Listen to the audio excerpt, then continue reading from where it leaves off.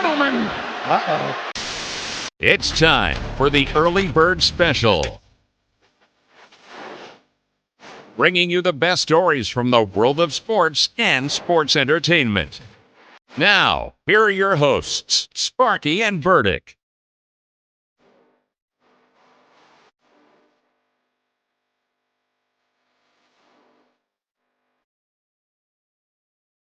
Well, good morning, Bakersfield, surrounding communities, and everybody watching online on YouTube and Twitch.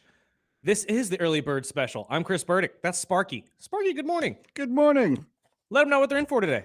We'll talk into some NBA news based on the finals. We'll talk about a trade that happened late last night. We'll dive into that Halliburton injury. We've got all sorts of miscellaneous news around baseball and all sorts of stuff, even in the NFL. If you follow Brandon Ayuk, then you probably read his tweet over the last 24 hours. But you can call or text in anytime during the show at 661-842-2000. And if you watched Raw last night, we'll have our boy KG in at 8 a.m. to hopefully he's in a better mood this week. You know what? I would assume he is, because if he does have a gripe against yesterday's episode of Raw, I don't exactly know where it comes from. I thought it was awesome. I thought it was a very good show. I thought it was a very, very good show. Some interesting things happened that I still have yet to get answers to, i.e. injuries to Dominic Mysterio.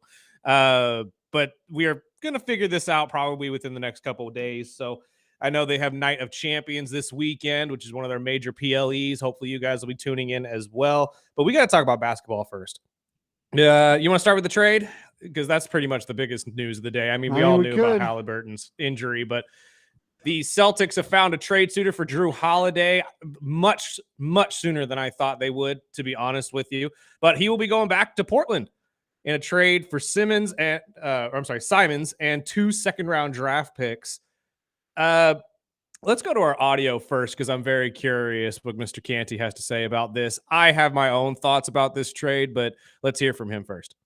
Drew Holiday is on the Portland Trailblazers now because Jason Tatum and Jaylen Brown fairly and rightfully took every dollar that they could take from the Boston Celtics because they earned it. But the penalty to that is you're not going to have guys like Drew Holiday on your team moving forward. That's it. Right? So if you want to know, if you're a Celtics fan out there, how do we trade a heart and soul, do everything kind of guy who has no ego? Because rightfully, your best players took the best money, and the organization rightfully wanted to give your best players the best money. But this is also the warning to Oklahoma City today. You're going to lose your version of Drew Holiday if you take everything, and it's your right to take everything. Nobody's suggesting you take less. That's just the fallout from it. I am lukewarm about this trade because I agree with him in his thoughts that when you trade away a guy like Drew Holiday, you trade away a guy that's an everything guy that'll do everything for you and has zero ego about doing it. And that's huge when it comes to basketball specifically, because there's a lot of egos on the court at the same time.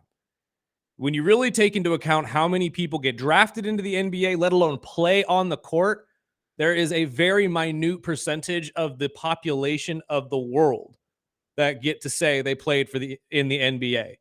And that with that comes an ego. It automatically comes an ego. So when you have guys like Drew Holiday who go out of their way to not have that ego, to do anything that they need to do to help your team win and get to a championship and do all these things, including play defense, make the shots when you need them to, set up guys. I mean, not to say that Anthony Simons isn't going to do that for you, because he is a great point guard in his own right and can score the basketball very, very well, which I think Boston kind of needs. And you have a guy that's already there that can probably fill the defensive side of this. But it is an interesting move to me because it screams Stevens is not rebuilding. He's retooling. They are not expecting to take a year back or to take a step back next year. In fact, they're probably going to sit there and say we can sustain at least the 5 seed in the East right now without Jason. And then when Jason comes back, that automatically puts them probably in contention for the top 3.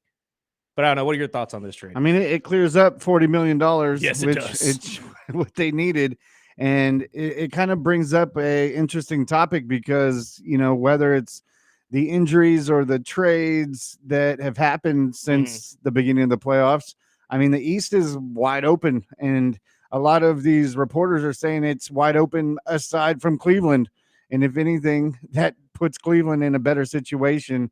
But Cleveland it's still has early. its issues, though. Of We course. still got to figure And it's out the what's going to thing go with, on there. well, they get hurt at the wrong times of the year. And there's trade rumors hanging around a lot of their big four, too. I mean, Darius Garland and Jared Allen may or may not be on the team next year. We don't know. So I wouldn't even put Cleveland at the number 1 seed right now. who would you? Honestly, in the East, it's hard to say. Exactly. It is really hard to say, which is why I'm very excited to see teams like Orlando, because for everybody forgetting about this Desmond Bane trade, or at least talking ill of it after these Kevin Durant trade and stuff like that, saying I can't believe how much they got for this guy and not for Kevin Durant. You are going to see exactly why they shipped out those first-round draft picks for Desmond Bane next year. Yep. And it's early. I mean, and Mhm. I'm sure it'll get drowned out with the draft tomorrow. And I wouldn't be surprised if we get another trade or two today. Yeah. So, I mean, especially with the draft. I would definitely follow the early bird special if you want up-to-date news throughout the day before our show tomorrow, because we are all over social media and we have a close eye on what's going on in the NBA ahead of the draft tomorrow. But like you said, I think the East is wide open, and especially with teams like Milwaukee and, Giannis on the block. And it looks like the Knicks are going to interview a couple more coaches this week. Maybe a bit late, but a lot of the rumors are saying, well, maybe that's why the Knicks aren't touching what they have, because they have a built, roster.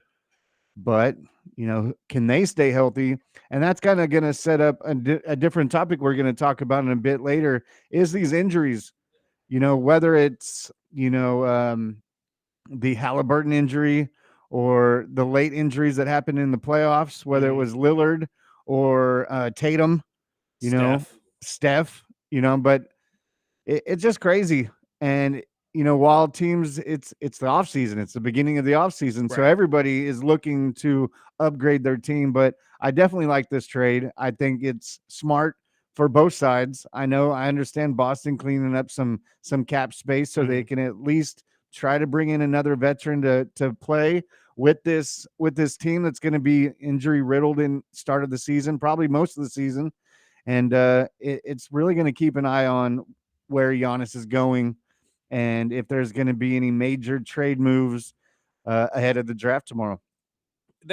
I would only expect the Milwaukee Bucks to make a trade tomorrow if Giannis is involved, because I think they need to make some sort of move for a top draft pick here.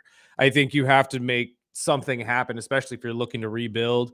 I mean, the entire idea of trading Giannis is probably negative in your entire locker room to begin with. But at this point, I think it's better for both sides if you just get a deal done with somebody. And again, San Antonio be the best option, in my opinion.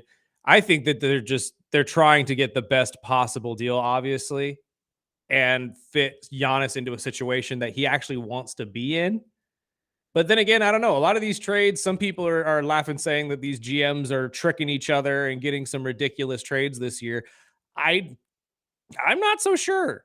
I think the value of a lot of these guys has since shifted in the NBA, especially when you look at teams like the Thunder now, who kind of have set the new tone with this new formula that you need a deep team to make a run. A guy like Kevin Durant, sure, will put you into the conversation, but jury's still out on Houston. I'm not going to sit here and say that they're a championship caliber team until I see them on the court together. I think everybody is greatly misunderstanding how pivotal Jalen Green and Dylan Brooks were to that team. And if we're going to see very soon if that backcourt can step up, especially guys like Reed Shepherd, who did not play very much this year. So I don't know. I don't know if that trade's going to work out for him or if that makes him a championship caliber team. So, and how that benefits Phoenix. Yeah. And we'll see in the long run how it benefits Phoenix, because obviously the draft capital and stuff, because they're not done trading either. They have to move on from some of these shooting guards, because there's no way you're going to start 4 shooting guards and a center. I'm sorry. And what are my Bulls doing? Absolutely nothing. Well, as of right now, you never know. I mean, I could definitely see the Bulls jumping into this situation, but I also think that you guys are looking to retool in the draft as well. So every year, I know, and it's hard for me to say you're one piece away, because I don't think they are. Definitely need to grab a scorer. Yeah, or 2. or just somebody with a young potential. Like if they made, I know this is probably not in the cards for them, but if they somehow made a move to jump up into the top 5 and take maybe Ace Bailey or somebody, that has a lot of an upside that could potentially be that scorer for you in 2-3 years, it would at least put you guys in a better seat. But right now, I think, especially without, I mean, I know we've said it multiple times now, but the East, especially with the injuries going into next year, Tyrese Halliburton's most likely going to be gone for the entire year. Jason Tatum's going to be gone at least for half of it. Like these teams that were at the top are in disarray. I think there's really only 2 or 3 teams that you can consistently say are going to be in the race. That's Cleveland, New York, and Orlando. Those are the only 3 right now on the top of my head that I can honestly say are for sure locks for the playoffs next year. Everything else is wide open. Yep. And Chicago, Miami will be fighting for that play-in spots, just like every year. And honestly, if Stevens continues this retooling situation he wants to do with Boston, they could be the 4th team to lock that in. I'm not going to put the Pacers there right now, especially if Tyrese Halliburton's not going to be playing at all next year. I need to see somebody else step up to be that guy for them in order for them to have any lick of a chance to make that happen. And honestly, when you look down the line as well, teams like the Atlanta Hawks, maybe stuff like that, jury's out. I don't think that they have what it takes to actually make a run for any meaningful championship until you can get depth in the roster. And I also saw veteran forward Chris Middleton has opted into his $33.3 million player option to stay with Washington next season. Surprising. As well as Dallas. Their center Daniel Gofford is set to sign a 3-year extension worth up to $60 million. Good for him. We'll take a break because we can get into the viewership. I mean, we had talked about the first 6 games, how the ratings were down. I think you said 25%. Something like that. Yeah. But luckily for the NBA, that game 7 actually did help as the ratings shot up. And we'll talk into that Halliburton injury as of course, they made it official yesterday. I saw the video of him, going into surgery yesterday. So we'll talk about that and much more right here on the Early Bird Special, ESPN Bakersfield, 12:30 a.m. 101.1 FM.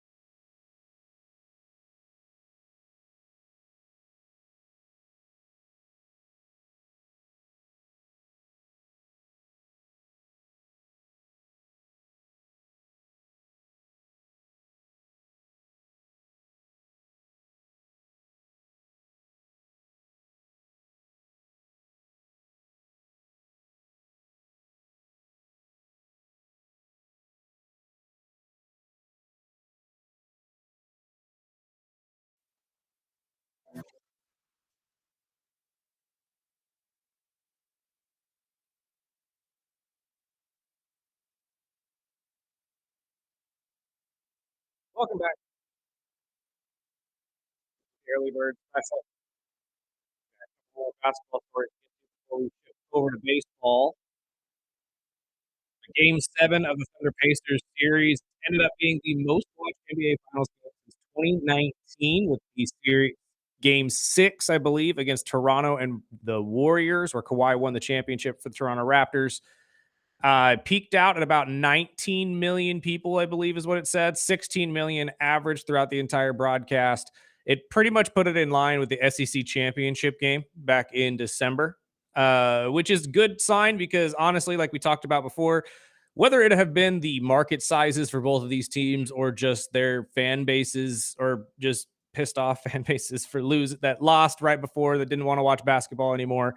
The NBA Finals had struggled in viewership in the first couple games. It was down, I think, 20%. It was as low as it was in the bubble. But with seeing Game 7 shoot it back up, and honestly, from what I'm reading as well, the viewership overall for the playoffs actually went up 10% for the NBA. So I don't know. What do you think, Sparky? Good sign? I say good sign. Yeah. Outside of the finals, obviously, but that's just don't. I thought if they watched the first few games, they would have changed their mind. That would have stayed in it, I think. But I mean, Game 7 was kind of a letdown after the injury. Mm-hmm. But if you would have watched the first 5-6 games, you'd probably been hooked. And obviously, you have to take into account what these games were going up against on television in those days. It was not the Stanley Cup final, I can tell you right now, because I am still standing on my theory that the NBA and the the NHL at some point sat down and said, okay, look, we can't be stepping on each other's toes here. You get one day, we get the next, and we'll just go back and forth. Okay. Like it works out that way for everybody for viewership. But I don't know. I think that the Game 7 having such high viewership is a good sign because obviously everybody was looking for good basketball. Unfortunately, everybody was given the Tyrese Halliburton-less Pacers and a very upset version of the championship win for the Oklahoma City Thunder, because I still say nobody was happy about that win except Oklahoma City. Yeah. Like I not a wasn't, single and person. I was rooting for OKC. I know. I'm like, and it sucks too, because it's not like they were like the bad team or anything. Like they deserve to win the championship, like our guy Snack said yesterday. It's just I think everybody was really hopeful for what we were about to see. And then to see it all just unravel like that in the first quarter. And obviously Tyrese Halliburton, the news came out yesterday that he has torn his Achilles and will most likely miss the entire 2025-2026 season. That sucks. That really, really sucks. Well, I want you to take a listen to this clip from David Dennis on whether the NBA needs to look into these ACL injuries. This has happened again now with Tyrese Halliburton. I think there probably needs to be a little bit more research about that the relation between the two, because we've seen it in similar situations. Now, the thing with Durant, he didn't play for a while. He comes out and he ruptures his Achilles almost immediately. Tyrese Halliburton played a whole game, and then it happened. So there's a lot of stuff that needs to go into it and making these decisions. But at the same time, like, how are you going to tell me that Tyrese Halliburton wouldn't have taken that risk? You know, again, if given the opportunity, and the team wouldn't have taken the risk. I mean, that's a hard thing to parse out and to figure out. Honestly, I agree with him. I don't think that there is any type of universe where Tyrese did not play in that game. I'm sorry. Like, if you've played sports, especially if you were a star player on your team, you know dang well you play in games like this. Oh, yeah. Whether you are dinged up or not. He had a calf injury. It was a strained calf. He knew the risks, and unfortunately, this is literally the worst case scenario that could have happened, and it happened. He will bounce back from this and come back, though. I don't know if he'll be the same player, but he will bounce back from this and come back. That's always the big question when it's a major injury like that. But I'm thinking more of it's a game where you're playing to win or you're done. You're not gonna miss that game. No. And I've seen it with several friends of mine that have tore their ACLs. And my worry is always where in rehabilitation, where they work so hard to fix one side of the leg that it makes the other side weaker. Yeah. And it opens up, higher chances of doing the same thing on the opposite leg, which I'm hoping, obviously I never would want somebody to get hurt, that type of injury. But when it's happening so many times, I know it's part of the sport. It's going to happen. And I mean, it was just a major question on with Well, 3 big stars that, they all did it in the same playoffs, and they just, so example, had Warriors number 0 on their jersey. But it was just it's just a topic that I figured I'd bounce off you. Is that something that the NBA, I know we talked with Snacks yesterday right. about how big or how long the season is, and I'm sure they won't use a injury to use that to shorten the season, but maybe it should be. Honestly, well, that was going to be the point I was going to get to next. And I'm glad you brought this up because I think that shortening the season would help.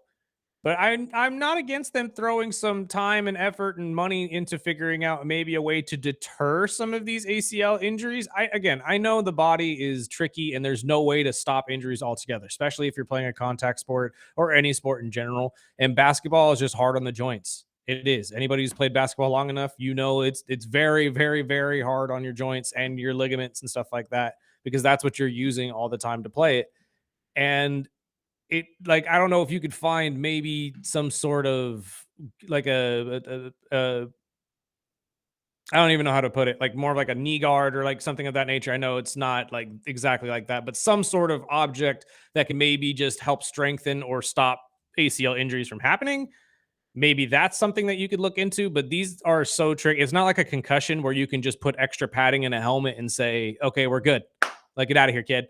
This is one of those injuries that just kind of happens. It's a non-contact thing, and your body just tells you when it's done. So I don't know exactly what they can do. I'm not against them throwing money into it just to figure out if there is a solution to help them. But it's just one of those situations where it's going to be tricky to find out, you know? So I don't know. What do you think? Do you think they should throw money into it? I mean, definitely for at least investigate and see if there is something to minimize the injuries. Right. And I mean, I've had one of my best friends that I used to play ball with all the time, and I've seen it where a defender stepped on his foot while he was in motion and heard the pop, and it was insane. Mm, And I know it's part of the game. It's just like you said, there's not something, it's not like a guardian cap that they could wear right. that would Exactly. help. Which just while we're talking about that, I saw that they have guardian caps in Madden this year. Do they They do. really? That's wild. I did not expect that. Okay. But no, I just think maybe have the doctors look into that. I mean, they've got the money. It might as well, but it's just maybe it's the long season, or maybe I know we hear a lot about players that were fighting through injuries that you didn't even know, throughout the long season or the playoffs. Like Steph was saying, he'd been nagging with that injury for months, but didn't, of course, it's not going to pop up in the playoffs when you need him. Right. But maybe it's something that they need to look into. I think shortening the season would definitely help. I think that's a great way to start in that area, especially limiting injuries and stuff, or maybe just giving them more time off. Like, keep the season the same length, but just less games and maybe 2 or 3 days off in between rather than just one, especially on travel days. Which it will cause more Yeah. ruckus, because I know people were complaining the year before because players were taking days off. Right. But see, if you give them more time off without basketball between games, they have no reason to be skipping the games. You get what I mean? Mm-hmm. Like, instead of playing 4 or 5 games in a week, you maybe play 2 or 3, depending on how many games you can get in that week. And then the rest of those days you have off, or maybe you just limit the amount of practices that you can have or something of that nature. You know what I mean? Yep. Like, time manage a little bit better to get these guys the rest they need so they can't, or they don't take games off.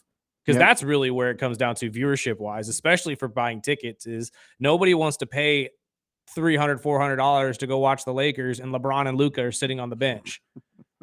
I know that's an argument that's been said a million times, but it's true. Like, that's a waste of money in my opinion, and it's a waste of money in a lot of people's opinion. So you need to fix that problem more than anything. And honestly, I think with that would come fixing the injuries. Yep. More Definitely. rest would help the body recover easier, and you don't have to worry about a lot of these ACLs, MCL injuries happening as often. Well, let us know what you think. Text in 661-842-2000. And before we get away from the NBA, I did see this morning that the Knicks are interviewing Timberwolves assistant Micah Nori for their head coaching vacancy, making him one of 3 known candidates alongside former head coaches Mike Brown and Taylor Jenkins. I would hope that you would hire your head coach and throw him in the draft room by tomorrow, but I don't see it happening. It's not going to happen. I also hear the old Hornets coach is somebody that they're looking into who's currently the Pelicans assistant. I am trying to find his name right now. I'm sorry. James Borrego is the other one I hear that's potentially being talked to right now. It comes back to what we've talked about a couple weeks ago. Still nobody better than Tom Thibodeau. And the name Mike Malone has not been thrown out there at all. So I don't know exactly what the plan is here for the Knicks. They definitely want somebody younger. And honestly, I think that's just the route the NBA is going, is they want somebody that can connect with the players more rather than just coach them and try to make them better. They want somebody that can just be a player's coach and understand where they're coming from a little bit easier, because you do really have a young crowd coming into the NBA more now. A lot of these rookies are 19, 20 rather than 21, 22 years old. So I kind of get it. But at the same time, when there's somebody of value out there like a Mike Malone, it's just ridiculous to me that you have not talked to him. Yeah, it'd been the first name you would think. Right. Unless he shot them down. Unless they tried to and he has said, nah, and just has put his hands up and said, I'm good. I don't want anything to do with the Knicks. But in terms of you want looking for a coach that can deal with stars, has literally coached a team that looks dang near exactly like yours. Well, I mean, with all the moves and injuries, I think with the Knicks right now, they look like a good job. Yeah. I mean, aside from management and that's what I'm saying. They Tibbs, have a very good chance of being the number 1 seed in the East next year. I mean, if Cleveland comes out and it's stalled out in any way, shape, or form, I still hope Cleveland doesn't make drastic moves this offseason, but it's always on the table, unfortunately.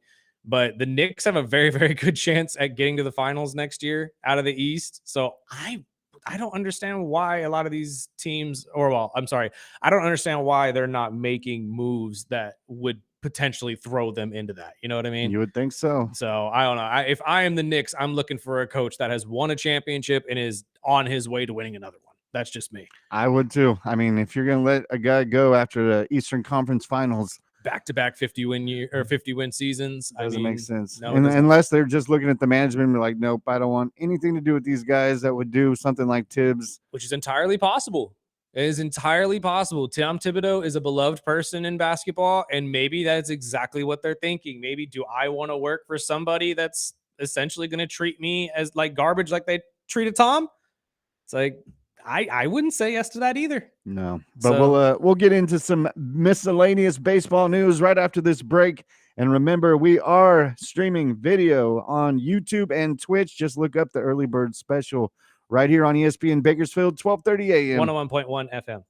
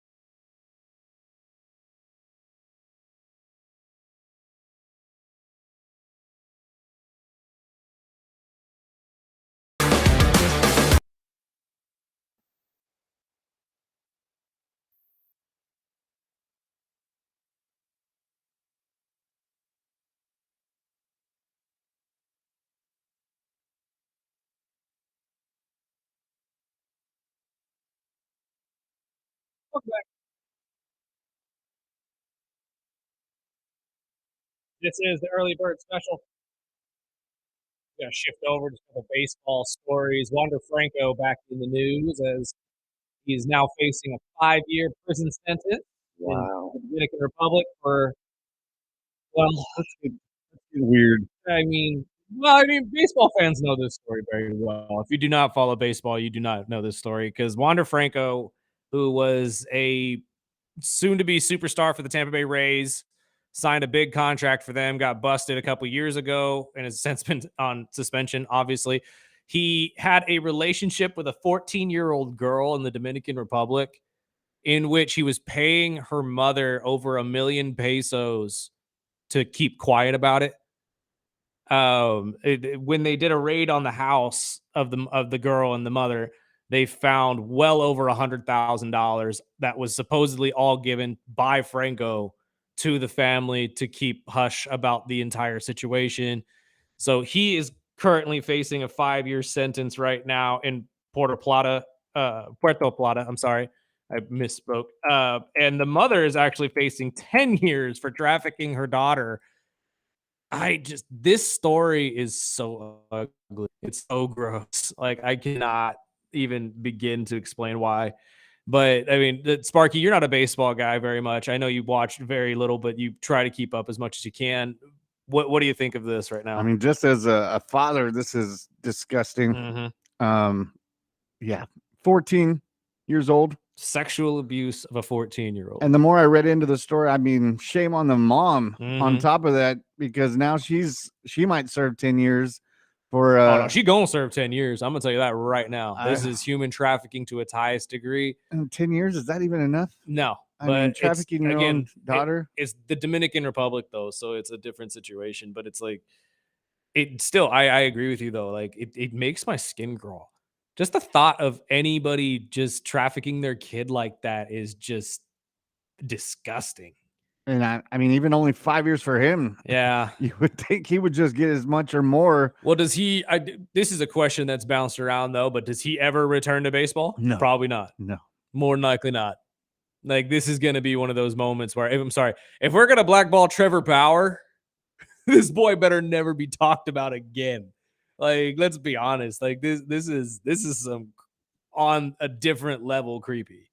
So if baseball is done with Wander Franco, I think, especially with this 5-year sentence, he gets slapped with this, he's done.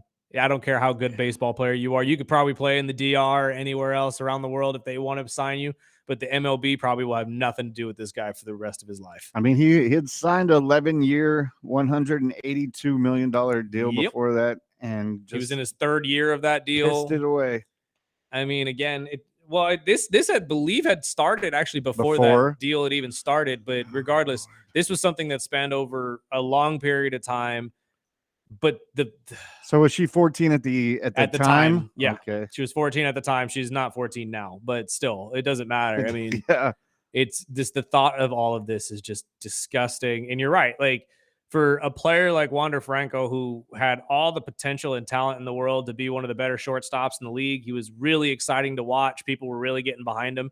Tampa Bay had just given him a massive contract, and for a small market team like Tampa, that's a lot to give. And it just all came to a head like this. It sucks for the Tampa Bay Rays. Don't get me wrong, but I mean, obviously they're going to be able to void this contract. He's not going to get paid, but still, the thought of somebody trafficking their kid like that is just disgusting. I'm glad he's facing time for this, though. I'm glad she is too, to be honest with you. And for those of you who are thinking, oh, Wander's only getting half of what the mom's getting, I kind of agree with it. I know it's weird to say, but it's like, for some reason, to me, the worst person in this situation is the mom. Is the mom, yeah. I don't know why. I can't tell. Like, don't get me wrong. Wander's not a good person either. He's a terrible individual. Exactly. But the mom is way worse to me. She gave birth to that kid, man. And you're trafficking her. I don't care how much money he offers you, $1 million pesos or not, which is $17,000 for those of you who don't know the currency exchange. That's ridiculous. No. The answer is no across the board. No, she's 14. No, like what is happening here? Like, for even you to consider that makes you just vile. So I don't care. Both of you are going to prison, which I am very, very happy about. For a long time. Yeah, and I wish it was longer. I Yes. genuinely do. But for the mom to get 10 and Wander to get 5, I'll take what I can get at this point, because both of y'all need prison time. I don't care. And I better not hear about you getting parole. I better not. No. Honestly, Wander's going to have, when Wander hits that prison, Mhm. he's in trouble. Yeah. They are not Better going to, PC him because up. he's not coming to an American prison. No. He's staying in DR, and they're going to mess him up. So Yeah, that's why I think he'd be might lucky not, to be walking out. Yeah, exactly. But so, in other in better stories, news. stories. No, I was gonna. Oh, we're sticking to the bad ones. Criminal. Oh no. Well, the Fernando Tatis Jr. is now yeah. suing the big league advance, claiming that the company lured him into a legal financial agreement when he was just 17 years old. He said he accepted $2 million from the BLA in exchange for 10% of his future MLB earnings, which is a deal that could now cost him close to $35 million after signing his major contract in 2021. And that it's just it's a young kid, seeing that money. He's like, yeah, of course, we need the money. I'm going to take care of my family. And, if he could have, knew how big of a star he was going to be, it's just crazy. But let's get into some more positive. Let's get at least a little positive. I did see the Oakland A's. Well, Stadium. soon to be Las Vegas A's. Yeah. I don't know if we can even call them Oakland The A's Sacramento anymore. A's. Sacramento A's at the moment, yeah. But I did get to see the part of the press conference yesterday. The groundbreaking But $1.75 billion stadium that's going to be erected on where the Tropicana used to be, right? Isn't that right? I believe so. I think it's supposed to be like 9 acres of that 35-acre land or something of that nature. It's at Tropicana Avenue, and it Las has Vegas. the view of the strip. Which, I mean, cool. Look, here's my gripe against this. This actually is the best part about this. We now no longer have to hear anybody say, is Oakland staying in Sacramento? They are not staying in Sacramento. God forbid. I mean, that stadium they're playing in right now only holds 11,000 people. Let's not get crazy. Although for Oakland, that's probably perfect amount. Now, Vegas' stadium is going to be really nice. I'm very excited to see what it's going to look like in 2028 when it is officially done and they get this whole thing all situated. You're supposed to be able to go into whatever casino is going to be built next to it and literally walk on to the field. Or not walk onto the field, I'm sorry, walk into the bleachers to watch the game. Like, you don't necessarily even need a ticket to watch a baseball game. I think that's pretty cool. I think that's a really cool concept here. My gripe against it, though, is we're putting $1.75 billion into this stadium. It's probably going to have more like crazy add-ons than any other stadium just because it's Vegas. Yeah. The guy who helped you move it here was the guy who helped the now Las Vegas Raiders, then Oakland Raiders move here as well and get Allegiant Stadium built. It's the same guy, but we're only putting 33,000 people in here. And for those of you who are saying only, yeah, that's still the lowest in baseball. Actually, second lowest, technically, if you want to count the Tampa Bay Rays. But technically, Tampa Bay's could fit up to about 40 if they wanted to stretch it out that far. They could roll out seats. Yeah, for this to only hit 33,000 people. That does not really feel like a high mark for them. Not at all. Like, I'm like, dude, at least throw yourself in the top 20, somewhere like above Cleveland. I don't know. Like, it's Vegas. Not going to have a major fan base for a little bit until you guys get good. But once Vegas gets a good sports team, they pack out the place, especially tourists who are just there to see sports. That's what I was going to say. They could fill just by giveaways or casino. If you get a room, you get tickets. Like, I don't know. Am I crazy? Are we crazy? Text in right now if you guys think the same thing. 661-842-2000 or call in. We'd love to talk to you. I just feel like this is a missed opportunity from this organization to up the game here. Like, you couldn't get at least 37, 38, 39,000 seats in that place. And honestly, you had 35 acres to work with here. You got 9 of them. You can't stretch that out to 10 and make it a little bit bigger. Like, come on, dude. Like, you're working with unlimited money here in Vegas. We know you are.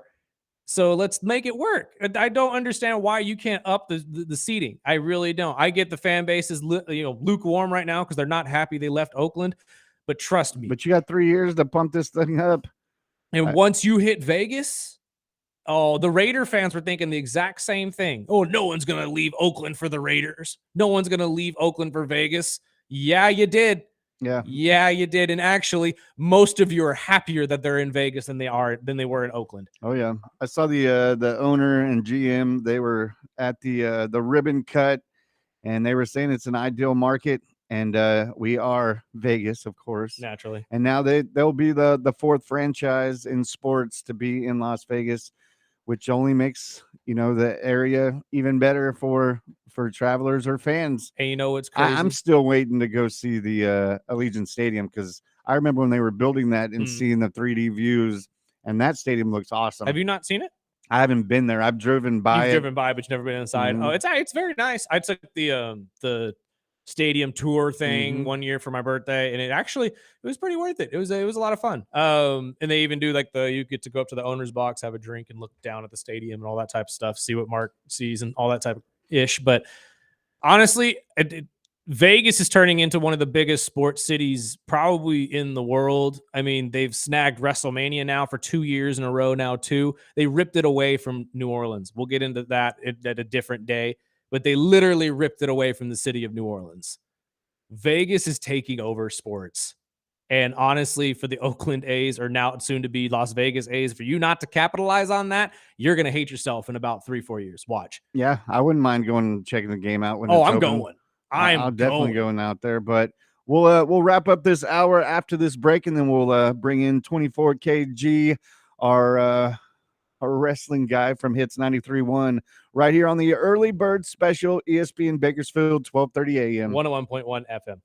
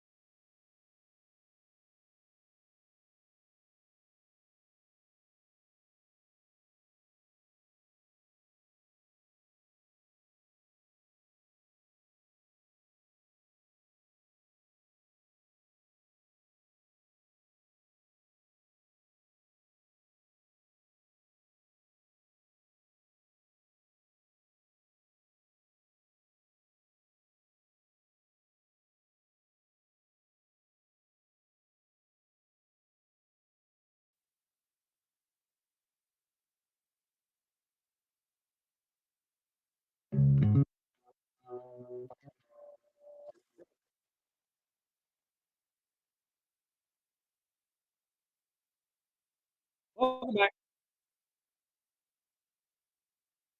This is the early bird special, final segment of the first hour. Right after this break, we'll get into our wrestling recap of the week. I got KG. Before we get done with baseball, though, and we do have a text message we'll get to here in a second as well. Give you guys an update on the All-Star voting here, since the All-Star game is right around the corner. Currently sitting as the starters for the All-Star team for the American League, you got Seattle's Cal Riley. First baseman Vladdy Guerrero Jr., second base Detroit Gleyber Torres. Looks like the Athletics rookie Jacob Wilson will be the starting shortstop, and Cleveland's Jose Ramirez is starting at third. That's as it sits right now. The outfielders are Riley Green, Javier Baez, and Riley O'Hearn. I love that Javi Baez is back, by the way. I've been waiting for a long, long time for the magician to be back in baseball. And I say back as it like he had some really bad years. Couldn't hit a slider or a curveball to save his life. Oh my God, it was so bad. But the guy's back. I love seeing it. And it's actually helped the Detroit Tigers jump into I believe they still have the best record in baseball. I know the Dodgers are right behind them, but the Tigers have looked great. And then on the opposite side for the NL, you got, dang near all the Dodgers. I'm going to just tell you right now, besides the Dodgers and the Cubs, there's not a lot of people that are in the running this year. Catcher Will Smith, obviously Freddie Freeman for first base. Second base, they got Ketel Marte from the D-backs. Shortstop, Francisco Lindor is the starter, but I know that Mookie Betts is right behind him. Third base, Manny Machado, but I know Max Muncy is also right behind him. And outfielders will be Pete Crow Armstrong and Kyle Tucker, both from the Cubs, and then Toscar Hernandez from the Dodgers. So again, it's going to be a very one-sided affair on the NL side of it. But is that a surprise to anybody? The AL against the Dodgers. I mean, at this point, that's what I was laughing at yesterday when I was looking at these statistics, because when you go to the website to vote, it shows you who's in first and second in each position. And every single time, there's not a Dodger that isn't connected to this. I know I said Ketel Marte is the starting second baseman. Guess who's behind him? Tommy Edman. Like it's the entire line is all Dodgers. It's actually incredible. Now the starters, it could really go anywhere. Obviously, all-star voting continues until I believe the week before the actual game, or like 2 weeks before the actual game. So you still have time to go vote. And they actually let you vote up to 5 times, which I thought was pretty interesting.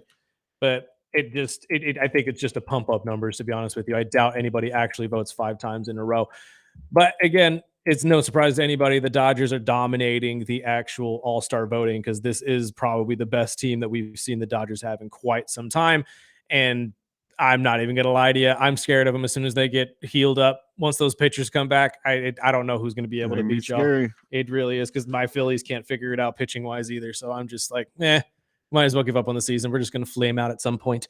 And the All-Star game is July 15th? Yes, 16th? With, I believe, the home run derby being the day before. So, I always love watching the home run derby. Me too. I hate that they change with the format every year, though. I wish you would just find one that you like and stick with it. But my biggest concern, though, is that players don't want to do it. There's a lot of players now that are like Pete Crow Armstrong to be one that's come out and said, yeah, it's not my thing, even though he's one of the best home run hitters in baseball. So it's like, you're not going to get the best home run hitters anymore. That kind of sucks. You're turning into the slam dunk contest. I mean, essentially, yeah. So we got to figure out a way to kind of like pull the players back in, not just the viewers. You know what I mean? And you said we had one more text message, right? Oh, we had one that said, look up this new Mets pitcher. Got to be on the list of craziest names. I was nervous to look it up. I'm glad you told me about this pre-show, or I'm sorry, in between, so I could look it up my dang self. Richard Lovelady, former Tampa Bay Rays pitcher, has signed with the Mets. Otherwise known by his nickname is Dickie Lovelady Jr., because he is a junior. His father, Richard Lovelady Sr., is also up there. So, again, low-hanging fruit there, man. Low-hanging fruit that I'm not even going to touch. Way too easy. Way too easy. Have fun, Dickie. Have fun. But that's all I got for you. We got to take a break, though, pay some bills. We got wrestling on the other side. Raw was last night. We have our finalists for the King and Queen of the Ring, and our boy 24KG cannot wait to get in here and talk to you guys about it. So we are going to take a break real quick and welcome him in. This is the Early Bird Special on 101.1 FM, 1230 AM, ESPN Bakersfield.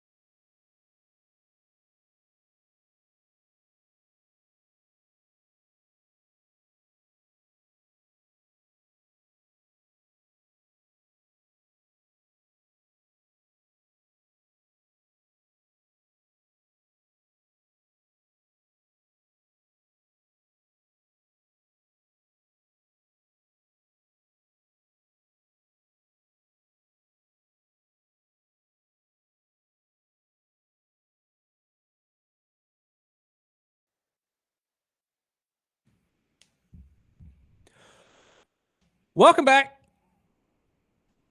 Early Bird Special Hour 2, and it is time, as we always do on this Tuesday, to talk to our boy 24KG. Ooh. Yes, sir. How's everybody doing this morning? We're solid today. We talked a lot of weird stories, unfortunately, in the first hour. It's been a weird day.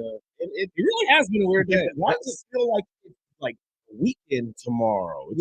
I'm not feeling that. I wish it felt like that This for is me. really weird energy out there in the world. I'm feeling like Sparky. It feels like a second Monday to me for some reason. I'm feeling like it's Groundhog's Day, and we're about to have one of the weird days. Well, I think we're just in the upside down officially. Well, you seem happier this week. Oh no! I'm just he's content at the moment. I'll About. I'm just seething with rage, trying to professionally disperse it throughout this segment as best that I can, without coming off as a entitled fan. Well, I mean, more than likely, trust me, it'll come out of me. It'll come out of me. Look, if there are any fan bases in the world that are entitled to anything, it's wrestling. Wrestling's fans are always entitled. Everybody wants everything. It has to be their way. Otherwise, it's it's awful. And I get it. Don't get me wrong. I could be a Pacers fan, but I digress. I mean, look, dude, that was heartbreaking. Before we get into the Raw recap, shout out to anybody whose parlays didn't hit on that. I'm just saying, like. Well, we did get a listener text right before KG came in, and it's a quick question that you could probably answer. He says, "Yeet or no yeet? The winner of Queen or King of the Champions get a title shot for winning. Can't remember." Yes. There you go. Yes. For their respected brand. Well, yeah, and that's why I think that you've got two going after John at the moment. Yeah. Because, I mean, Gunther is dealing with, obviously, the Goldberg situation, which one I guess of the best promos here. Yeah, I've seen from Gunther. Gunther. I'm going to keep it real. The way he cut into Goldberg, I've never wanted to see someone over the age of 50 get beat up so bad. I could name a couple. And hey, that was a great promo. Oh. But nonetheless, Goldberg gonna get them hands. Oh yeah, he's gonna get destroyed. He's gonna get them chops. You know what? What's funny? This is gonna be the longest match I think Goldberg's ever had. Because if you think this is gonna be done in 5 minutes, I know, unless Gunther does it in 5 minutes.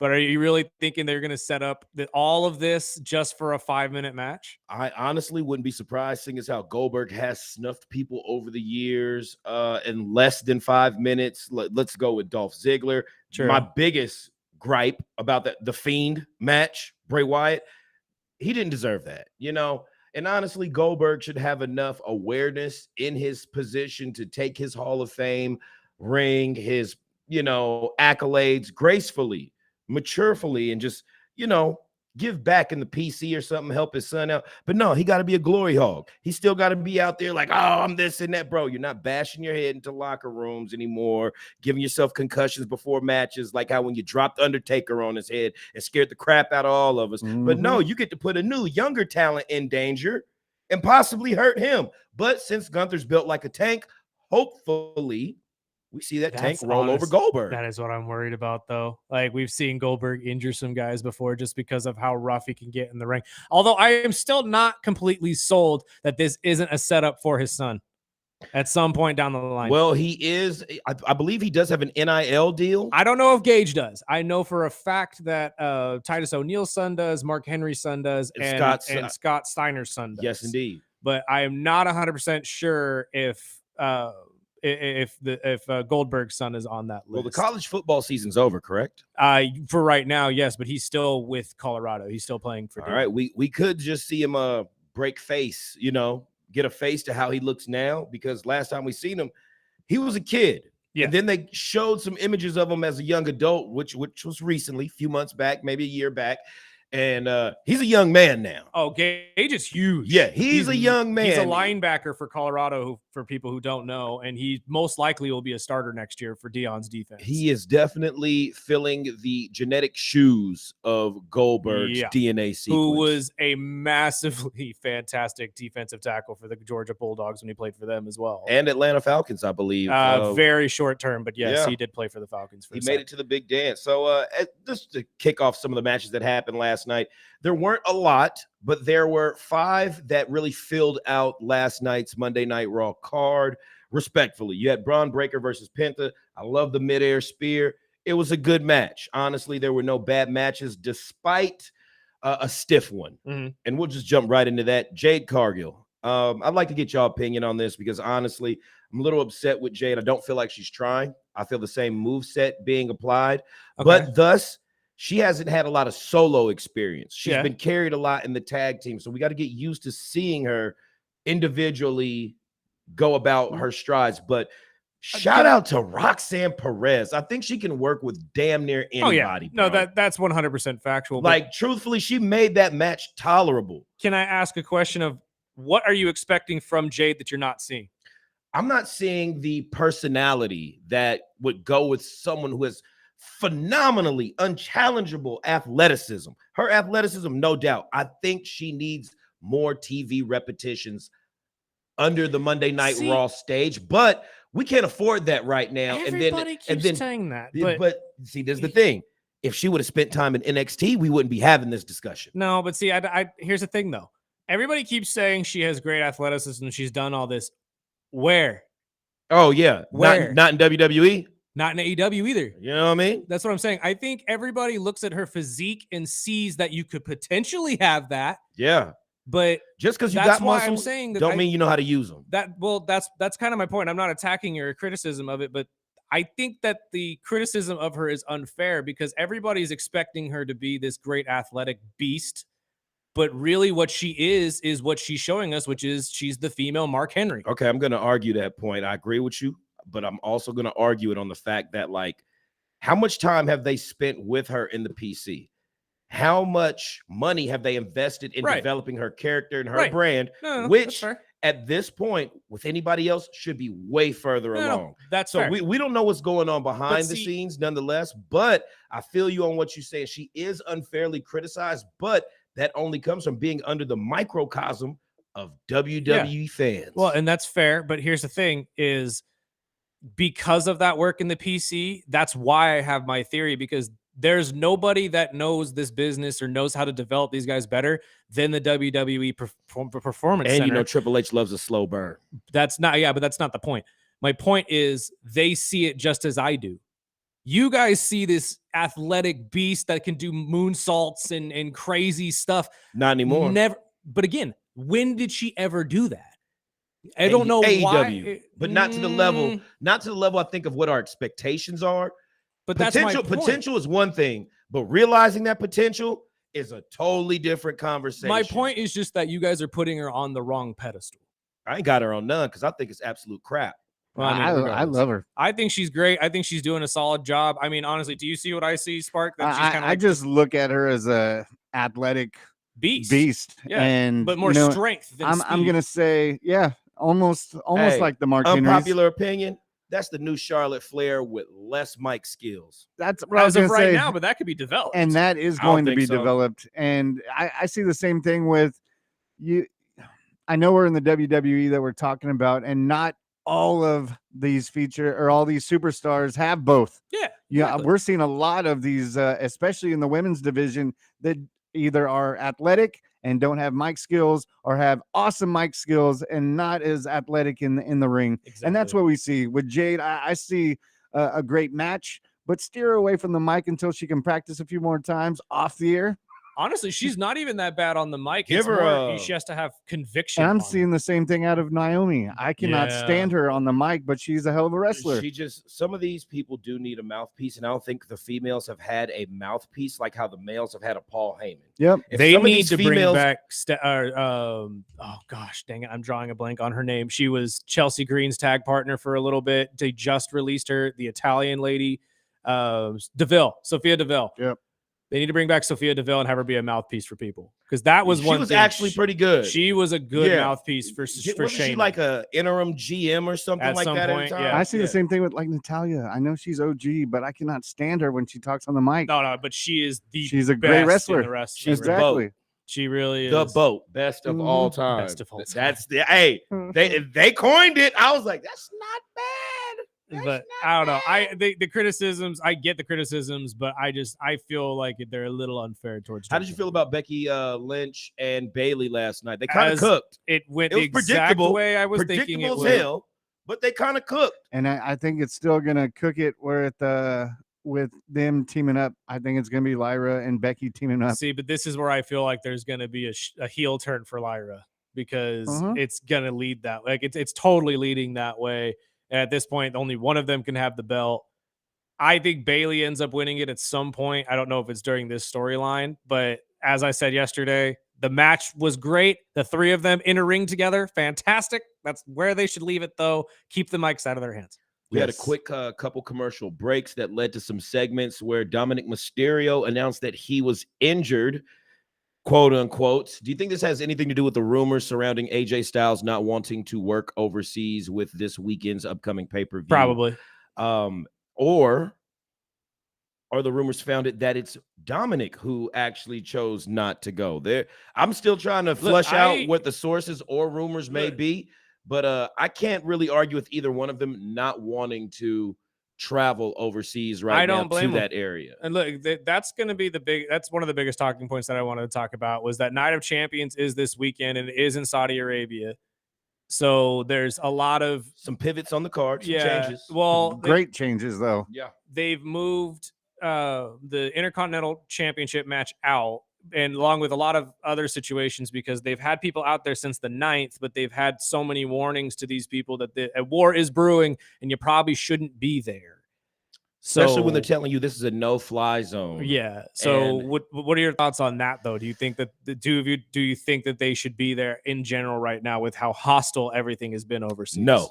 Honestly, I don't no. either. I've never been a fan of it No. anyways. So yeah, I think especially at this time, it's probably the wrong time to be doing this, but praying for they're all the not going to back talent out of it over there. Of Talent course, staff. You know, we don't ever want to see anybody get hurt or whatnot. I believe the last time they were over there, they were stuck on the airport for an extended amount, 12 to 15 hours, something like that. Yeah, and they had to basically write a whole new show the next night because a lot of the talent were still over there, which alarmed me mainly because if Vince McMahon was able to take off in his jet at the time and leave you guys there, that goes to show you what he thinks about his talent and his staff. I won't get into Vince McMahon. I'm just going to comment on that right there. But nonetheless, entertainment-wise, I love that they subbed in the Rhea and Raquel. That's going to be an awesome match that we've been looking for. I've been looking forward to for months. And we're getting Sammy and Carrie and finally, awesome. Finally. But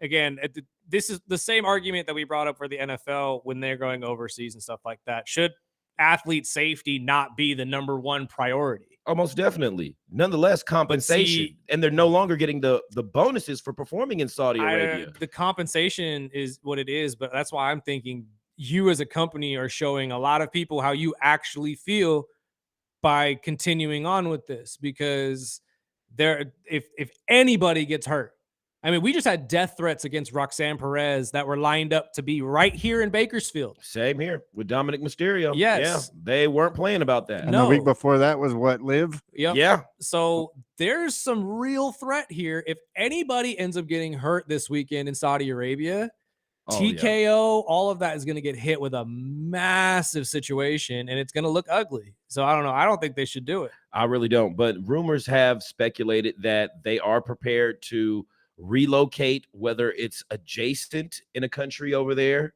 or just keeping it home domestically in the United States. I just say keep it home domestically That's for what now I've until always you thought, figure it out. Yeah. And they're going to stay for Raw and a couple other items or shows, right? Down and because I King saw of the Ring. Raw's going to be at 3 on Monday next week. This is the thing. They could lose, which there's no amount of money you can put on human life. But they're subject to lose up to $50 million plus in payout fees if they don't do this show. I believe they're scheduled for X amount of shows per year in Saudi Arabia, and this is one towards the closing in of the deal before they renegotiate. So, of course, you don't want to have a blemish on your record of, you couldn't fulfill this and that, but it's not worth it. Honestly, the $50 million towards the company to put your staff, your talent. You'll make that back in one PLE. Well, the smarter move would be to move it back a week and go do it in Independence Day weekend in the U.S. and just Yes. show it. Put your foot down. Be like, no, we're not going to do that. We're not Well, going to put our wrestlers in. don't forget, I agree though- with that. What happened to tribute to the troops? Well, You know, again- something like that. But again, you're getting Saturday night's main event the next week. Yeah. That's why they can't push it back. Double it up. Put it on. I agree with you. Don't Somebody's get me wrong. got I'm to not do saying you're wrong. something. Like But I'm just safety over saying- everything, man. You know. That's why they won't do it, though, is because they would have to push back Saturday night's main event another week as well. So what our current King of the Ring Night of Champions card is looking like, Ugh. ladies and gentlemen. We've got Sami Zayn versus Karrion Kross. We've got Solo Sikoa versus Jacob Fatu in a United States Championship match. We've got a street fight with Rhea Ripley and Raquel Gonzalez. We've also got the Rodriguez. yes, Rodriguez. You keep Yes, calling her They've- Gonzalez. they've changed their name like 3 times. It's been like, changed You know what I mean? 4 years. Yeah, so you know. They changed their Then last we've name. got the Queen of the Ring finals with Asuka versus Jade Cargill. Now, Asuka. I can honestly see them giving it to Jade Nah, because it's she's going, a newer I talent. think it's going to Asuka because I of would the hope. Empress of Tomorrow moniker. I would and hope. I think it would be a great way to put her back into the main event card, Most definitely. especially since this entire thing And then with get- damage controls. And That then get was for her the and women's King of. did they get Queen her of and the Ring. Io? Actually, I don't know what show she is. Oh no, she is on Raw. So yeah, it'd That'd be be her a and great- Io, which that would be a match. great match. Then we've got the finals of the men's King of the Ring tournament with Randy Orton versus Cody Rhodes. Which we called. Come on now. I'm putting it on Cody Raheem Rhodes, man. I'm giving it to my boy. What happened to Cordarius Lamar Rhodes? hey, we could go all week with a different alias for my man. He is a hero to the hip hop It's community. Cody Hogan. Yeah, Cody. Hey, Hogan's still got a think flex. I still So- think it's gonna be Orton. Hogan's got a I'm flex. sorry. baby.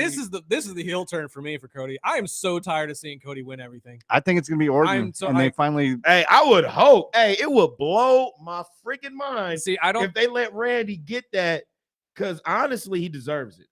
Has he ever won a King of the Ring? No, because I believe his last year against Gunther would have been his first, if I'm not mistaken. And there was a controversial ending to his match last year about that, where we could have seen a Randy Orton and Gunther match. Maybe we'll get it after this That- PLE. That would be awesome. That I would would be I would love to binge-worthy see television. that re-upped than Randy go after John again. Yeah, most Because the definitely. John Cena thing, I will transfer to that here in a second because we have to talk about the pipe bomb since we didn't get to talk about that. But this entire King of the Ring thing is being built up to definitely either be Cody gets his rematch finally or Randy gets his finally. So I think Randy against Gunther would be a better storyline, especially let's say Randy comes out the next week and helps Goldberg win. What if Randy comes out, RKO's Gunther, and helps Goldberg set up his jackhammer and win that match? I would love to see that happen because this entire Gunther thing, they're trying to flip him into a face. And it would be a great double turn to have Randy and Gunther flip at the same time. Before I disagree with it, I'm gonna let it just simmer on me for a little bit, and I'm gonna say it's not bad. I automatically wanted to just rebuke that idea, but as you were saying it, that's actually not bad TV. I'm just saying. It's not bad TV. And It's not. We've You had know? some real stinkers of Saturday night main Oh events. here, Lord too. Jesus. So you need to do something to revive this. Otherwise, it's just going to be a waste of time for everybody. And then in our championship match, we have John Big Match Cena versus Voice of the Voiceless, Mr. Superpaid, TKO, CM Punk. So I'm just going to revisit what I said last week. We're rehashing all of John's greatest moments, but letting him do them instead. Oh yeah. Because the pipe bomb was when I saw that on Friday, I wanted to go back, and I'm probably going to cut it anyway and make it a clip. But I wanted to go back to our talk last week and talk about it because we said the exact same thing. We're just going down John Cena's greatest hits. Oh yeah. That's all it is. But just this time, John gets to be the one to do it. How'd you feel about him name dropping Matt Cardona and Castioli and Nemeth?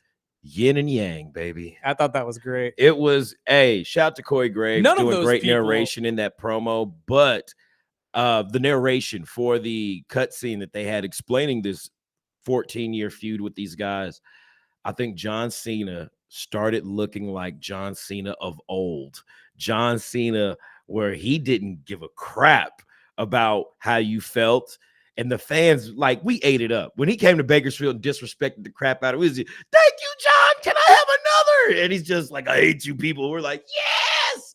That type of adulation for the work he's put in It just goes to show why he's considered a GOAT, if not the current GOAT of WWE, of professional wrestling. GOAT? Yeah, He is the GOAT. That's what I'm saying. Yeah, I put both of those in there.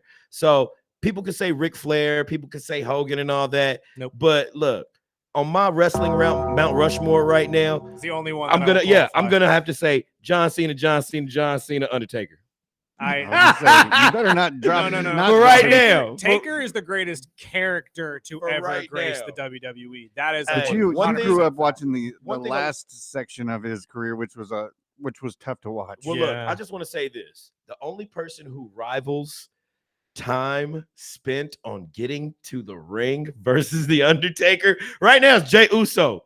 No, he takes a long time getting to the ring. Roman's is way longer. Hey, that running back walk. run it back is two different openings. Oh Roman's walk is a 15-minute affair every single time, and it bugs me. We're gonna have to tally the longest entrances in wrestling just to have a serious, like, argumentative, debatable, fair and conversation. Actually, if we're gonna throw names in there, Rick Rude's is really long too, just because of the glorious thing. A lot of you mean Bobby Roode? Bobby Roode. I'm sorry. As soon as you said Rick Rude, I was like, not Rick Rude. He used to spray paint Bobby women's Roode. faces on his trunks. Hey, that guy. Woo! No, Bobby Roode. I apologize. Yeah, he was glorious in his day, most definitely. But we're looking at an overall card that let's eliminate the danger that's surrounding the area. We're looking at a pretty good PLE. I'm not going to sit here and say it's the greatest because we have Saturday Night Main Event right after that. WWE is stacking up a lot of freaking wrestling right now. We're not even going to talk about what's going on outside of that as far as other business competitors and brands. But honestly, I would have to say, once again, the almighty dollar is motivating and moving forward TKO and WWE being pushed everywhere. In everything. Hey, have you tried the new Minute Maid Yeet juice? Yes. Okay. It's the same Minute Maid. It's just got yeet on it. Okay. Now, is everybody getting yeeted out? I have no clue, but apparently they're selling it in juice form now. The internet was freaking out about this. I saw the Minute Maid things like a week before the internet started posting videos about it. I'm like, dude, they've been doing this for years. Like, why is it such a big deal now? It's because we don't see this type of brand incorporation in wrestling. I don't know about that. Rock and Stone Cold got pretty big and got that kind of brand they were recognition. everywhere. Was it like how it is Hogan now? got that kind of brand recognition. Yeah, Hogan was everywhere. You know what? Macho Man was really Slim big. Jims. They have Slim Jim as a contractional partner to this day because and even to bring up Slim Jim, now that I'm seeing people just bring out the table and not even to be used sometimes, just to show the logo. Macho Man is so much.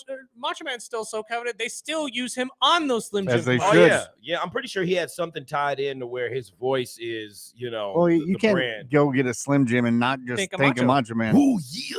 That's what I'm saying. Like, I think that brand recognition has been the WWE's forte since I've been alive. So I don't think it's been as bombarded as it's been lately. We've got logos and product placement all and social media just always social helps. media is definitely what drives it. That's drowning it, and I don't really have a problem with logos on the ring or whatnot. I really like how SmackDown does it. But I'm hearing now that they might be pushing it into their gear, their ring gear, and if they start doing that, some of them might, dude. I'm not gonna lie to you. I could see Logan Paul and stuff like that, like decking out his pants and just advertisement. So we're gonna start seeing wrestlers dressed like NASCAR, NBA, raps. Just how they NBA rap cars in and NASCAR. Again, just throwing this out there, devil's advocate. Rock has done it. Brock Lesnar has done it. Like, it's not something that hasn't been done already, and the UFC does it to this day. You know what? And their promoters, you know like, what? You why just aren't reminded me. Brock Lesnar was one of the first to come out in combat shorts with logos like his UFC attire. That's what I'm saying. It's been done. So it's like, it's not like this is unheard of in the WWE. I think it's just unfamiliar, and most people would have to say, that's weird. Like me, I'll scratch my head at it. And then let it make sense later. How many times, though, did we look at that Prime bottle in the middle of that ring at first and say, that looks weird? And now you can't imagine the WWE ring without the Prime bottle in the middle of it. Well, I can, because there's so many different logos that interchange based on Well, you know what I mean, But now I honestly, I see what you're saying, but it's like I was saying about SmackDown. I love how they just have the WWE logo in the middle of the ring sometimes, and then the sponsorships on the turnbuckles. Right. That is a lot cleaner presentation versus having 20 sponsors on the mat. The 20 sponsors, though, is usually only during the PLEs. Yeah. Let's be fair. You And know? honestly, I think the Prime Bottle sponsorship is only based on whatever show Logan is on, which, if I'm not mistaken, he's on Raw's roster at the moment. Yeah. So that would make a lot of sense. So what is your prediction for this weekend? Well, if we go back down to the card, I have John Cena over CM Punk. Naturally. I could go either way with Randy Orton or Cody after the discussion that we had. I would prefer to see Randy win King of the Ring since he didn't get his chip from John. And this would be a good look. We can keep Cody in the main title story picture all the time. He's winning everything. We're not worried about that. He's got a show with Wheatley's Vodka. He's doing great. I want to see him and CM Punk after this. Yeah, he'll be all right. I would hope Asuka goes over Jade, but seeing as how they're booking Jade, she might just win that. So I'll just go with Jade. Of course, we taking Mommy over Rodriguez. No. You know how that goes, man. Fatu over Solo, and I'm keeping my fingers crossed for Karrion Kross. But I wouldn't be surprised because they're in Saudi Arabia if Sami Zayn just gets that win and they put on a good match. Well, I'm glad you think that because I think Karrion's going to win because WWE has a very bad track record of making you lose at home. So I think he's probably going to end up taking the L. I would love to see Jade lose as well, but I think Jade wins because they've already set up a little bit of a tiff between her and Tiffy, pun intended. And honestly, what are your thoughts on the potential of Seth Rollins cashing in if CM Punk won? Wet cat crap. I think it's a possibility. I don't think it'll happen. No. I'd rather step in wet cat crap barefoot. I have several times, thank you. Yeah. But I'm gonna almost agree. I think Orton will pull it. I'm going Asuka, and I'm also gonna take the upset with Raquel. I think somehow, some way, with her hugging up with Roxy last night, I think Roxy will intervene and help her out. But I think Roxy and Raquel would be a great intermediate women tag team champion. With Liv Morgan's absence, it would develop a good storyline for when she gets back. Like, hey, we kept it going without you. And, it makes great TV because you got Dom over here like, oh, I miss my chick. And she's like, don't worry about it. I love Raquel, though. With the little hussy energy, they throw it up there. She plays it well. Yes, she does. She gets right. I'm going to keep it real, man. Seeing her work with all these different range of superstars, I knew she was dope in NXT. No doubt about it. But, man, the way she just slid up there to that main roster after that match I seen with Jade last, it was very stiff. But she made it look so good that you almost didn't notice certain botches. Now, there's a slip or two in every match. Nothing ever goes perfect 100%. But definitely with the Braun match. Yes. But definitely I would have to say, oh, man, that was Jade's best match that I've ever seen. Despite what I feel wrong about it. Like, real, I have to say flip-flopped. Yeah. Full 180 on this. Now, look, it was, but that doesn't mean I liked it. There's the clip right there. I don't like it, but that's only because of Roxanne. And I said that earlier. I still think Jade is not it. I'm not a fan of that. But Roxanne saved that whole match. And I'm going to say Roxanne's going to save Raquel, but I still think they're setting it up where Stephanie Vaquer comes out and helps out Rhea because them two together will break the internet. Yes, it will. And I think WWE knows that. WWE knows that very, very it will. Yeah. That will break the damn internet. I would buy that that show. I mean, that card, that shirt, whatever they're on. Like, if you think about this, you've got the evil mommies of doom. Just that's like imagine putting together a female Legion of Doom squad with Stephanie and Rhea. Oh my God, I just lost. But that's kind of my issue with it though, is that they're both way too big to go back to the tag team division. I don't even think you would have to like put them in the tag division unless you really want to feature something. But just to have them running around as like a duo, partnership, just have each other's back. Oh, and before we go, because I wrote it down, I wanted to ask you guys, but they did announce the New Day will take on Judgment Day for the tag team titles next week. Finn Balor and JD McDonough. Is this the time they take those titles? No. I missed that one. Oh, it was when they were. It was right after when they interrupted Adam.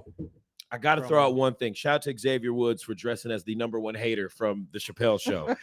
Everybody's like, oh, he's doing this Godfather motif tribute. No, it is not Godfather. It is the #1 hater from the Chappelle Show. The time traveling haters. I'm just like, they're having way too much fun right now. I saw I'm not even mad at it. I can't remember what movie or show it was. I gotta put my shades onto that one. I'm just like, yo, I can't. That is the one thing about the New Day I will always give them credit for. Is always having their fun. Ability to just have fun and cosplay during these matches and make you realize, oh wait, that's from that.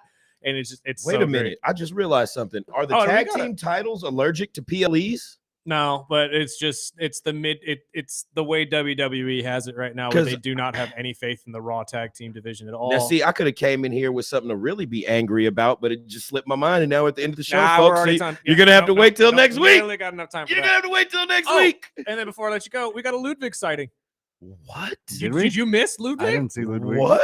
Go back and watch the Chad Gable and Penta altercation. Ludwig Kaiser's in the back. I promise you. Packing up his bags? No. He walks up on it. He's gone. But we saw Ludwig Kaiser sighting, so he is alive and well, and he's still on the roster. Hopefully to be shown in later. Until it runs out. That's crazy. You curve Charlotte Flair, and you end up like just in nowhere land. Technically, he just confirmed it. He was just trying to defend himself. Yeah, Charlotte like, hey, don't try to ruin my relationship because you out here getting cooked by my woman. That's exactly what I was thinking. Like, hey, bro, that's right. Stand up for your girl, Ludwig. That's right. Tiffy time, bro. You know what I'm saying? We got to take a break, though. My brother, thank you so much for your time as always. We got to take a break, pay some bills. This has been the Early Bird Special on 101.1 FM, 1230 AM, ESPN Bakersfield.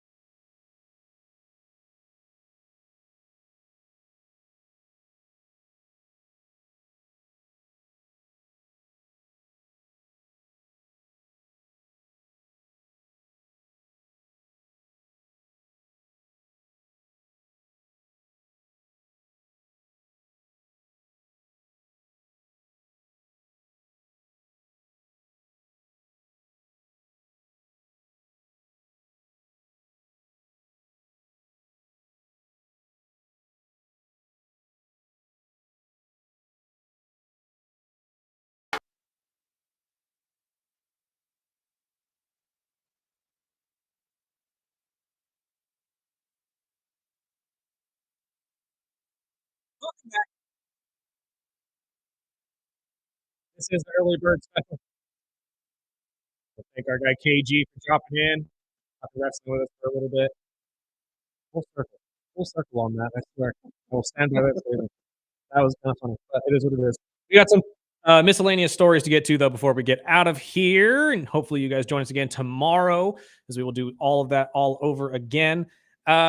Let's start in the world of college football, or college sports in general, as the Pac-12 has announced their new TV deal with CBS, taking the next step in their rebuild, really, and surviving what would have been the destruction of the Pac-12, because it was very, very close there for a second.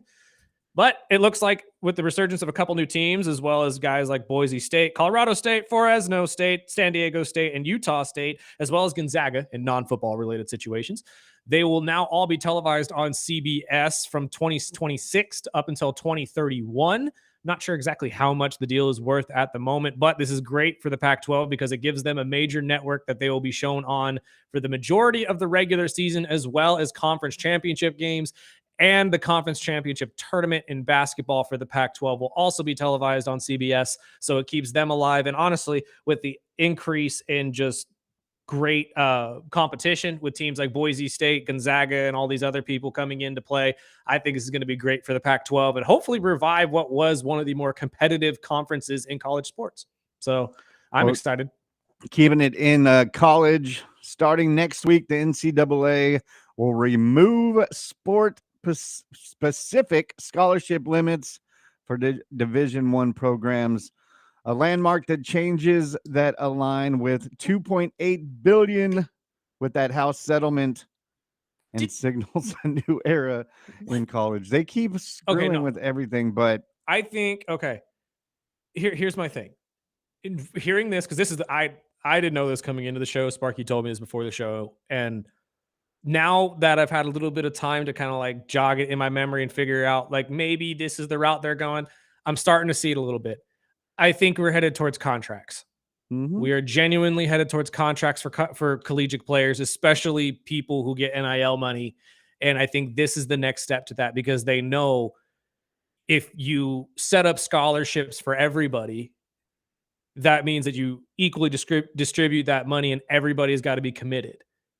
So there's got to be contracts coming. That's the only thing I can think of. But what are your thoughts? That's what it sounds like. I mean, this will, for example, teams will now have a limited to 105 players, and that will be replacing the previous structure that only allowed 85. And it's all about money. Contracts would only make more sense. Yeah. I don't know why we're not talking about it already. But see, now I'm sitting here thinking like 50 players on the football team all going to have or like contracts or some sort of scholarship fund. Like that's a lot of money to be distributing around, but I get it. And as long as your college can adequately allocate that money and give it to where it needs to go. I know a lot of players are worth more than other players, but getting rid of the amount of scholarships that you can have for some of these teams is kind of scary. That's a pretty wild precedent to set, but it has to come with contracts. Well, now they'll have about $20.5 million that they can use in this salary cap almost. Which they're not going to call it that, but no, but that's essentially what it is. And exactly. And we were sitting here talking to LaTroy about that, wondering where is this headed? And he didn't even know. He kind of gave us a general idea of where he thought it was going to go. I don't think any of us thought it was going to go this route, although, again, we were kind of talking about it headed that way with the incorporations of contracts. But you're right. $20.5 million per school is essentially what I'm going to see, or I assume is the cap salary that you're going to have from the college, at least, not counting the NIL money that'll be coming from separate groups. On top of that, yeah, and sponsorships, and with say they do include a salary cap and contracts. I mean, how does that adjust with the, teams or players transferring? I mean, will it say a smaller school obviously aren't going to be able to pay as much? So there's going to be buyout clauses. Joe Blow, well. exactly. Yeah, if you're going to try to get, you're right. Like John Doe from Bama wants to go to Auburn, but you have to pay him $1 million in order for his contract to be bought out by Auburn. You can sign one over here. There's going to be a lot of professional intensities. Yeah. that are going to be thrown into this. Maybe we need to bring Latroy back to and an attorney as well. Yeah, and figure out. Maybe Kyle Jones will come in and help us out, because that's honestly that's the only logical move I see this headed. Is if you're going to get rid of the amount of scholarships these teams can have, that means that we're going to have some sort of precedent set where everybody's going to be under contract, because it's just the only way I can see this being a safe route for not only the player but for the team. Because if you're going to sit there and offer all of this money to specific people just for them to leave the next year, I don't know exactly how that's going to work for you in the next year. You know what I mean? Is there going to have some type of no clause where you can't leave the school or jump ship? I mean, I honestly think you need to set something like that. I mean, we have no trade clauses all over the place with professional sports. Maybe there needs to be a no transfer clause, or like I guess an early bird rule would be the best way to put it. Penalty. Yeah. Something that we're like, you can't transfer before 2 or 3 years at this college. Maybe your senior year, you can do whatever you want. But if you do, your contract is void. Exactly. And we don't have to pay you anything anymore. The other team does, or something like that. That's where I think all of this is headed for college, which is really pressure filled when you think about it for such young athletes who have never been in a professional setting like that. I know the world is different these days and these kids are thrown into these worlds a lot faster, but does that mean it's better? You know what I mean? It almost goes back to the Tatis story, where he was 17, and guaranteed money and someone took advantage of him. I mean, you better have your parents have an attorney when these school visits and contracts. He had a dad who was a professional ball player. Mm-hmm. So he had somebody who knew what he was talking about. Imagine these kids who come from, farm hickbone, towns that have no idea what business life is like. Like, that's got to be like just intense to have to deal with. And I wonder how that will adjust with professional teams. Yeah. So-and-so, John Doe was making, so $6 much million in his college, but his rookie deal is only worth $5 million. Does he stay an extra year or does he try it out or wait another year? It just opens up so many different avenues of which the NIL the legalities. NIL had already busted down that door too, but you're right. This is just going to make it that much worse. Because if Sandy over here is playing basketball for, Alabama State at $2 million, but the WNBA wants to draft her, but she can only make 150 million or 150,000. It's like, no, I don't. No, heck no, I'm not leaving. Like that doesn't make any sense to me. But at the same time, you're going to have to eventually leave because college isn't forever, and you can't play more than a certain amount of years. So yeah, make your money while you can. But this maybe could be a good lesson for those athletes as well in saving that money and not being dumb with your money like some of these athletes are, who just get thrown millions upon millions of dollars after their college years.